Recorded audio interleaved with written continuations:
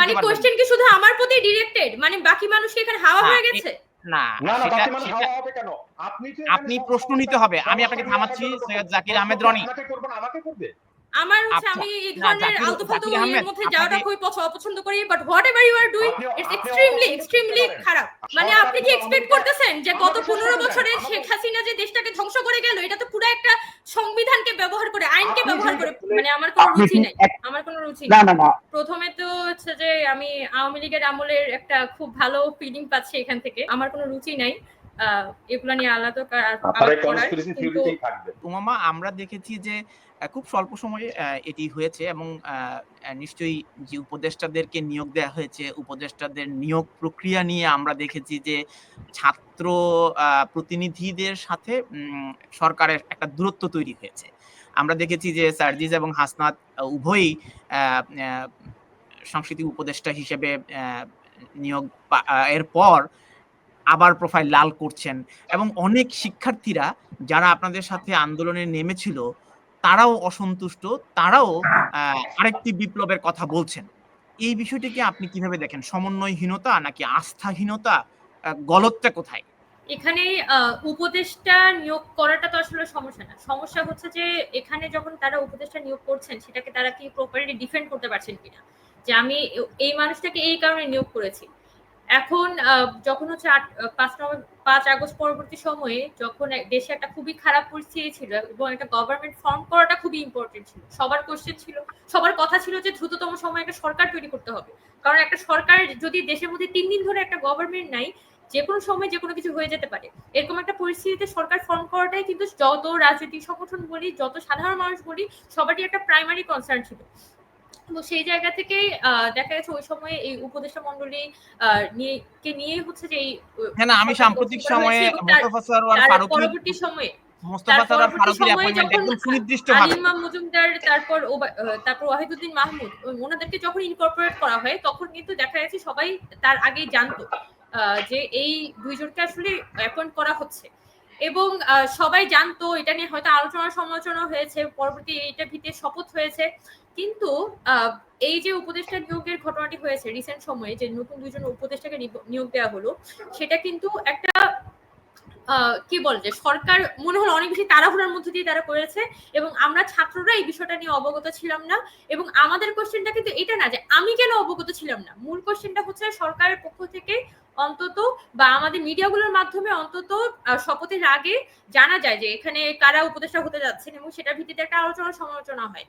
কিন্তু টোটালি এটা কোনো প্রকার আলাপ আলোচনা ছাড়াই যে এই ধরনের একটা উপদেষ্টা নিয়োগ প্রসেসের মধ্যে দিয়ে গেল, সেটা আমাদের কাছে বরং মনে হয় যে এটা একটা কোশ্চেনেবল প্রসেস। আপনি একটু চমৎকার সেই কোশ্চেনটা আমরা এখানে রেখেছি, সেটা আমরা কোশ্চেনটা রেখেছি এবং কোশ্চেনটা এই জায়গা থেকে রেখেছি যে আপনি একজনকে হয়তো তাদের ক্যাবিনেটের মধ্যে মনে হয়েছে যে অমুক পার্সনকে দিলে সে এই মুহূর্তে অমুক মন্ত্রণালয়ের সব থেকে বেশি জাস্টিস করতে পারবে, এটা হতে পারে, কিন্তু সেটাকে তো ডিফেন্ড করতে পারতে হবে। আপনি একজনকে নিয়োগ দিচ্ছেন এবং তার নিয়োগ প্রসেসটাকে আপনি ডিফেন্ড করতে পারতে হবে। আপনার প্রশ্নটি আমি আবারও দিচ্ছি। 16 জন, আমি যদি ভুল না করি 16 জন উপদেষ্টা পরিষদ গঠিত হয়েছে এবং এটির প্রধান নেতৃত্বে রয়েছেন প্রফেসর ডক্টর ইউনূস এবং যে কাঠামোর মধ্যে সরকার পরিচালিত হচ্ছে সেই কাঠামোর মধ্যে কি কোনো প্রক্রিয়া রয়েছে উপদেষ্টা নিয়োগের সময় ছাত্রদের সাথে কথা বলে নিয়োগ প্রক্রিয়া সম্পন্ন করতে হবে? আইন প্রণেতা এই মুহূর্তে ডক্টর ইউনূসের নেতৃত্বাধীন উপদেষ্টা পরিষদই আইন প্রণয়ন করবেন এবং সিদ্ধান্ত গ্রহণ করবেন। তো আপনাদের ভূমিকাটা আসলে কি? আপনারা কি ছায়া সরকার? না, এখনো আমাদের ওই ধরনের কোনো ছায়া সরকারের তৎপরতা এখানে নেই। আমরা খুবই পরিষ্কারভাবে বলেছি যে আমরা সরকারকে একটা চেক এন্ড ব্যালেন্সের মধ্যে রাখি। আর আমরা আসলে কি, এইটা তো খুবই অবান্তর একটা কোশ্চেন প্রথমত, যে কারণ বৈষম্যবিরোধী ছাত্র আন্দোলন প্ল্যাটফর্মটা কিন্তু এই অভ্যুত্থানের একটা নেতৃত্বকারী প্ল্যাটফর্ম হিসেবেই সামনে এসেছে এবং এই যে অন্তর্বর্তীকালীন সরকার গঠিত হয়েছে তাদেরকে গঠন করার পিছনে কিন্তু প্রাথমিক ভূমিকাটা রেখেছে এই প্ল্যাটফর্মটি। তো এবং আমাদের কিন্তু এটা একটা লায়াবিলিটি, যখন আমরা সরকারকে সাকসেসফুল করা এবং জনগণের কাছে সবসময় গভর্নমেন্টকে অ্যাকাউন্টেবল রাখা, এটা আমাদের লায়াবিলিটি এবং অ্যাজ এ সমন্বয়ক, অ্যাজ এ মুখপাত্র আমি এই লায়াবিলিটিটা ফিল করি। এখন যে কোনো সমন্বয়ক বলি, বৈষম্যবিরোধী ছাত্র আন্দোলনে অন্তত এই আন্দোলনে যারা পার্টিসিপেট করেছেন প্রত্যেকেই কিন্তু লায়াবল ফিল করেন যে জনগণের সাথে তারা সরকারকে আসলে কানেক্ট করাতে হবে এবং এটাই মূলত বর্তমানে আমাদের একটা বলা যায় যে এটা আমাদের একটা মানে চেতনা বা এই ধরনের কিছু। না কিন্তু তাহলে আপনারা যদি আপনি লায়াবল যেটা হন বলছেন যে একটা তাহলে কি প্রসেস, দূরত্ব যেটা একটু আগে ব্যারিস্টার পারভেজ আহমেদ বলেছে যে এখানে আপনি প্রসেসটা নির্বাণ করবেন কখন? আপনি উইদিন 3 মান্থস এখানে রনি সাহেব তো ওনার তো তরই সইছে না যে সরকার যে কোনো মুহূর্তে ফেরাই দিতে পারলেই তো ভালো। মানে এটা তো একদমই আনসাকসেসফুল গভর্নমেন্ট। এটা তো এখানে বাজেভাবে বলা হলো, এটা তো খুব বাজেভাবে বলা হলো। আমি আপনাকে এখনো পর্যন্ত আক্রমণ করিনি। আমি আপনাকে তাহলে একটা প্রশ্ন করি। আপনি একটু আগে আচ্ছা বলছেন হোয়াট এভার ইট ইজ, এখানে ব্যারিস্টার পারভেজ আহমেদ যেটা বলেছেন যে গভর্নমেন্ট তো ওই ধরনের সময়ই পায় নাই যে এখানে কোনো ধরনের একটা পদ্ধতির মধ্যে তারা পৌঁছাবে। এখন পদ্ধতি তো এটা আমি কি একটা নিয়মতান্ত্রিক পদ্ধতির কথা বলছি যখন একটা অভ্যুত্থানের মধ্য দিয়ে একটা গভর্নমেন্ট তৈরি হয়েছে, বরং জনগণের মধ্যে এখানে কোনো পদ্ধতির ব্যাপারেও আলাপ হচ্ছে না। জনগণ যেটা বলছে যে whatever you are doing please আপনি কমিউনিকেশনটা রাখেন এবং জনগণের কাছে একটু স্বচ্ছ থাকে। তাহলে এটা জনগণের পক্ষ থেকে এক্সপেকটেশন। আপনি যে পদ্ধতির কথা বলছেন এই দম পদ্ধতির নিতে কথা হবে এখনো উমামা। সাধারণ মানুষের আপনি পক্ষ থেকে আপনি আসে একটু উত্তর দেওয়ার জন্য 2 মিনিট সময় পাবেন, তারপর আপনাকে আবার প্রশ্ন নিতে হবে। আপনি টানা 5 মিনিট বলতে মানে পারবেন। কোশ্চেন কি শুধু আমার প্রতি ডিরেক্টেড? মানে বাকি মানুষ কি এখানে হাওয়া হয়ে গেছে? না না না, সেটা বাকি মানুষ হাওয়া হবে কেন? আপনি তো আপনি প্রশ্ন নিতে হবে। আমি আপনাকে থামাচ্ছি সৈয়দ জাকির আহমেদ রনি। আপনাকে করব না, আমাকে করবে। আচ্ছা তো অবশ্যই আপনি এখানে যদি তিনজন মানুষ থাকে অবশ্যই তো আপনার করার কথা। ওয়েল প্লিজ আমার আমি এই ধরনের আলতু-ফালতু এর মধ্যে যাওয়াটা খুবই অপছন্দ করি, but whatever you are doing it's extremely খারাপ। আপনি অপছন্দ করতে পারেন কিন্তু আপনি তো সরকারের একটা অংশ। আপনি আমি সরকারের অংশ না। আমি উমামা ফাতেমা সরকারের কোনো অংশ না। অবশ্যই অংশ। এই কারণে আমি ব্যাখ্যা করি আমি সরকারের অংশ না। আপনারা কোন দিকে বিষয়টাকে ডিরেক্ট করার চেষ্টা করছেন আমি খুব ভালোভাবে বুঝতেছি, বাট আমি আপনাকে খুবই স্পষ্টভাবে বলতে চাই যে আপনারা যেভাবে কোন জিনিসটাগুলোকে ডিরেক্ট করার চেষ্টা করছেন এটা মোটেও এরকম কিছু নাই। গভর্নমেন্টের প্রতি বাংলাদেশের জনগণের যথেষ্ট পরিমাণে আস্থা আছে এবং ছাত্ররা we are trying to create a check and balance about this government. সেটা কি? সেই চেক এন্ড ব্যালেন্সটা কি? আপনি যখন আওয়ামী লীগ সরকারকে বলছেন, মানে আপনি কি এক্সপেক্ট করতেছেন যে গত 15 বছরে শেখ হাসিনা যে দেশটাকে ধ্বংস করে গেল এটা তো পুরো একটা সংবিধানকে ব্যবহার করে, আইনকে ব্যবহার করে, পুরো ইনস্টিটিউশনগুলোকে ব্যবহার করে, পুলিশগুলোকে ব্যবহার করে, সবকিছু ব্যবহার করে কিন্তু ওরা দেশটাকে ধ্বংস করে গেছেন। নিয়ম হইলে যে নিয়ম ভালো হয় বিষয়টা এরকম না। আপনি যে দলকে রিপ্রেজেন্ট করেন কমিউনিস্ট পার্টি, সেই কমিউনিস্ট পার্টি 1971 সাল what are you talking about? আপনি ছাত্র ফেডারেশনকে রিপ্রেজেন্ট করেন না? আপনি ছাত্র ফেডারেশনকে রিপ্রেজেন্ট করেন তো? সেই ছাত্র ফেডারেশন আপনার যে মূল দল সেটা 1971 সালে বলে নাই দুই কুকুরের লড়াই, তারা পরে Purba Bangla communist. What are you talking about? Are you mad? Are you mad? আপনি ইতিহাস পড়েন নাই? কমপ্লিটলি মানে মিথ্যা কথা বলে যাচ্ছে একটা লোক। আপনার কি এখন মনে হচ্ছে না মানে উপস্থাপক সাহেব আপনার কি এখন মনে হইতেছে না যে কোশ্চেন বাকি অন্য কাউকেও থামানো দরকার নাকি আপনার হচ্ছে যে আমার প্রতি ডিরেক্টেড? সৈয়দ জাকির আহমেদ আপনাকে একটু থামাচ্ছি but there has to be a মামা আপনি একটু শান্ত হন। আপনি You also have there has to be a limit. patient. Please. When you are saying whatever, that is a Western word that does not comply with the standard of this meeting. আমি আপনাকে কোনো ধরনের আক্রমণ করার কোনো কথা বলিনি। আমি আপনাকে কোনো মিথ্যাগত কথা এখানে বলিনি। আমি কোনো ধরনের মিথ্যা কথা এখানে বলিনি। আমি উমামা আপনাকে শান্ত হতে বলছি। সৈয়দ জাকির আমি কমপ্লিটলি ঠিক আছে। আমি এখানে কোনো জাকির আহমেদ রনি যাইতে চাই না, but what ever this guy is doing আমি প্রসঙ্গ থেকে দূরে সরে যাচ্ছি। অ্যাবসলিউটলি আমার মনে হয় আমরা একটুখানি পজিটিভ আলোচনা, আমরা প্রসঙ্গ থেকে দূরে চলে যাচ্ছি। বর্তমান সরকার আপনি বললেন যে বর্তমান সরকার এনকারেজ করতেছে সাধারণ মানুষকে বলার জন্য, তারা যেন বলে। আমি আপনাকে একটা উদাহরণ দিই, একদম বর্তমান এর উদাহরণ দিই।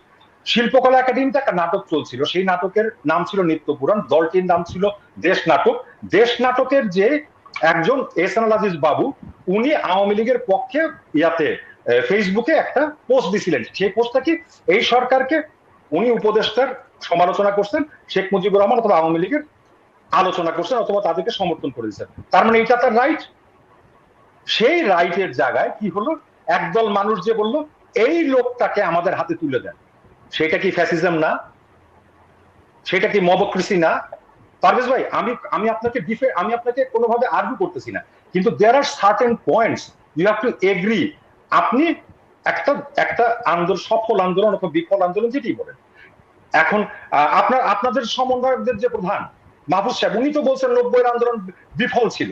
উনি গতকালকে ফেসবুক স্ট্যাটাস দিচ্ছেন যে একটা গৃহযুদ্ধ থেকে ঠেকানোর একটা প্রক্রিয়া চলতেছে। তার অর্থ কি বোঝায়? এরকম একটা কথা বলার পরে কোথায় দাঁড়ায় দেশ? আপনি বলতেছেন যে কোনো ভাবে আপনি কমিউনিকেট করতে পারেন, আপনি জানাইতে পারেন, আপনি বলতে পারেন, আপনি প্রধান উপদেষ্টা বলতেছেন, অবশ্যই আপনারা সমালোচনা করবেন। আর সমালোচনা করার সাথে সাথে আপনারা তেড়ে ফুটে যাচ্ছেন তাকে মারার জন্য। মামুনুর রশিদের মতো একজন বিশিষ্ট নাট্যকার, সে যখন এটা প্রতিবাদ করতে গেছে তখন আপনাদের লোকজন যে তাকে মারার চেষ্টা করছে, এইটা কোন ইয়াতে পড়ে? ভদ্রতার ভিতরে পড়ে, সভ্যতার ভিতরে পড়ে? আচ্ছা, আমি জাকির ভাই আপনাকে একটু ভিন্ন একটা প্রশ্ন করতে চাই, তাহলে বুঝতে পারবো যে আসলে মানে আমার কোনো আপনি রুচি কি নাই, আমার কোনো রুচি না নেই। না না উমামা, জাস্ট বি পেশেন্ট, আমি আপনাকে রিকোয়েস্ট করছি। আপনি কি এর কোনো জবাব দিতে চান উমামা? তারপর আমি ব্যারিস্টার পারভেজ আহমেদের কাছে যাব। আমি আপনি তো আগে আসলে জবাব আচ্ছা না, পারভেজ উমামাকে ভাই, প্রশ্নটা করা হয়েছে, আপনাকে আত্মপক্ষ সমর্থনের সুযোগ দিতে হবে উমামাকে, তারপর আমি ব্যারিস্টার পারভেজ আপনাকে ডেফিনেটলি সময় দেব। আপনি কি আত্মপক্ষ আচ্ছা, সমর্থন আমার করবেন? প্রথমে তো হচ্ছে যে আমি আওয়ামী লীগের আমলের একটা খুব ভালো ফিলিং পাচ্ছি এখান থেকে। আওয়ামী লীগের আমলের টক শো গুলো ঠিক এরকমই হইতো, একজন মানুষকে আইনা এখানে ব্যাশিং করানো হতো। So I have no intention to, আমার কোনো রুচি নাই এগুলা নিয়ে আলাদা আপনারা করার, কনস্পিরেসি কিন্তু থিওরিতেই থাকবেন প্লিজ। হ্যাঁ 15 বছর কি হয়েছে আমরা জানি ভাই। আমার শুধু এতটুকুই কথা বলার আছে যে জাকির আহমেদ, আপনি বলেছেন উপস্থাপক যিনি এখানে আছেন, জাকির আহমেদ, আপনাকে বলছি, আপনি বলেছেন, এখন উমামাকে একটু আপনি বলতে দিন কোশ্চেনটা প্লিজ। কাকে করতেছেন? শুধুমাত্র জি, কি আমি আমাকে যদি থামিয়েছি। কোশ্চেনটা করার জন্য আনা হয়, আপনার অবশ্যই এখানে কথাগুলো আমি বলে নেওয়া উচিত থামিয়েছি ছিল। উমামা, আপনি প্লিজ, যদি ফ্লোর এখানে is years. Level playing field create না করে শুধুমাত্র আপনার হচ্ছে ফ্লোর। আমাকে এখানে টার্গেট করে নানান ভাবে Hold on. হচ্ছে এখানে একটা কনস্পিরেসি তৈরি করার চেষ্টা করেন, আমার এগুলো তো কোনো আগ্রহ নেই। আপনি ভুল মানুষকে পিক করেছেন, ঠিক আছে? এখন ওখানে আপনার কোনো যদি ফার্দার conspiracy- আলাপ আগাতে হয় এটার ভিত্তিতে, তাহলে আপনি আপনাকে আগান, নিশ্চিত করছি or কোনো else, ধরনের আমাকে conspiracy- পার্ডন করেন, আই নিড টু লিভ। কোনো কনস্পিরেসির কোনো প্ল্যান নেই, আপনাকে ফ্লোর দেওয়া হয়েছে। তাহলে কোশ্চেন আমার দিকে শুধুমাত্র ডিরেক্ট না করে অন্য মানুষদেরকেও ডিরেক্ট করা শিখেন। আচ্ছা দেখুন, আপনারা যেহেতু আন্দোলনটি করেছেন, আপনারা সরকারের একটি প্রেসার গ্রুপ, আপনারাই হচ্ছেন আন্দোলন করে সরকারটি পরিবর্তন করেছেন। বিএনপিও এখানে প্রতিনিধিত্ব করছে, আপনাদের ডিফেন্ড করছে, তো আপনার কাছেই তো প্রশ্ন বেশি যাবে। আপনি যত বেশি প্রশ্নের উত্তর আপনার দেবেন কাছে কোশ্চেন তত বেশি যাওয়া বেশি- it's a different thing, but question সব আমার দিকে যাওয়াটা ইটস এ ডিফারেন্ট। এটাই তো পজিটিভ, আপনি কোশ্চেনের উত্তর দিতে পারছেন বলেই হয়তো আপনার কাছে যাচ্ছে বেশি, এবং আপনার কাছেই জনগণের সবচেয়ে বেশি আপনার প্রশ্ন সাথে থাকবে। আমার কোনো ধরনের আলাপ করার ইচ্ছা নেই। আপনার যদি Please, আপনি ফার্দার বলুন। জিনিসটা প্রসিড করার ইচ্ছা থাকে তাহলে আপনি করেন। আপনি বলুন। আমার এর থেকে বেশি কিছু বলার নাই। আপনার এর থেকে আমার বেশি কোনো বলার রুচি নেই। নাই। আমার আওয়ামী লীগের আপনাদের ন্যারেটিভ এই ডিফেন্ড করে আমার তর্কের আগে আওয়ামী লীগ বলবেন না, বলেন হয়তো সাধারণ মানুষের প্রশ্নের উত্তর দেওয়ার কোনো রুচি আপনার নেই, সেটা বলতে পারেন। আপনি সাধারণ মানুষকে রিপ্রেজেন্ট করেন না, ফর গডস সেক। আমি সাধারণ জি, মানুষের ব্যারিস্টার প্রশ্নের পারভেজ আহমেদ, উমামাকে আমি ফ্লোর দিয়েছিলাম, উমামার বিষয়ে আর রুচি নাই। আপনার কোনো রুচি আছে কিনা আপনি যদি একটু রুচি দিতে পারেন বাড়িয়ে। আচ্ছা, প্রথমে ধন্যবাদ। আমি উমামা এবং জাকির ভাই দুজনকেই বলবো যে আমরা আসলে একটা ডিসকাশনের মধ্যে আছি এবং এখানে অনেক লোকজন আমাদেরকে দেখছে, তো আমাদের কথা, শালীনতা, ভদ্রতা সবকিছু এমন ভাবে হওয়া উচিত যাতে জনগণ মনে করে দে আর ওয়াচিং সামথিং। আচ্ছা, প্রথমেই জাকির ভাই যে কথাগুলি আসছে, উনি যদি সাধারণ জনগণকে রিপ্রেজেন্ট করে কথা বলেন, that could be okay, but উনি একটা কথা বলেছেন যে নাটকের যে কথাটা, এই ঘটনাটা আমি জানি, কিছুটা আমার নলেজে আছে।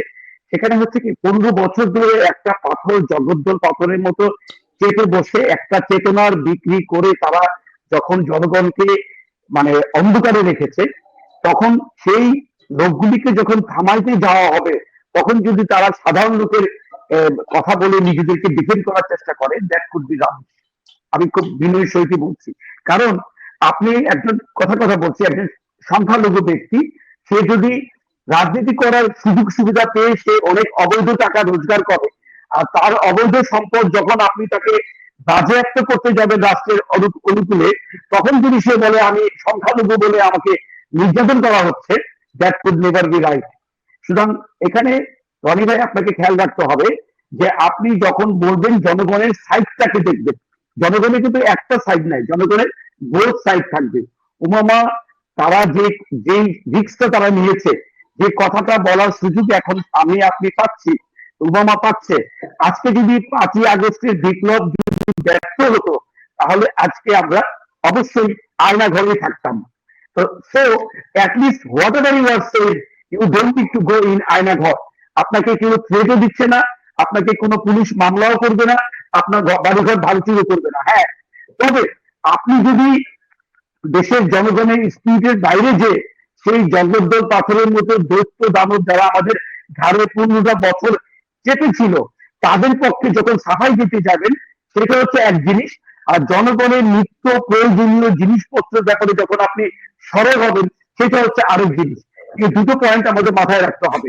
আর জনগণ আর আওয়ামী লীগকে আপনি এক কাতারে ফেলতে পারবেন না, কারণ একটা সফল বিপ্লবের পরে জনগণ এখন তার অন্তত কথাটা বলা জায়গাটা, সেই স্পেসটা পেয়েছে।